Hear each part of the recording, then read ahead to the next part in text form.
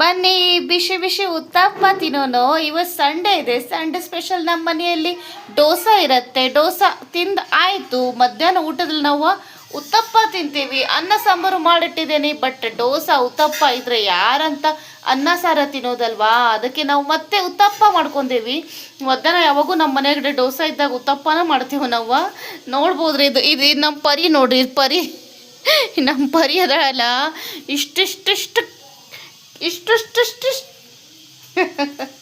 ತುಂಬ ನಾಟಿ ಗರ್ಲ್. ಇದು ನಮ್ಮ ನಾಟಿ ಗರ್ಲ್. ಈಗ ಜಸ್ಟ್ ಎದ್ದಿದ್ದಾಳೆ. ಎದ್ದೇಳು ಮಗ ಏನ್ರಿ ತಿನ್ಕೊ ಅಂತ ಅಂದರೆ ಕೇಳ್ತಾ ಇಲ್ಲ.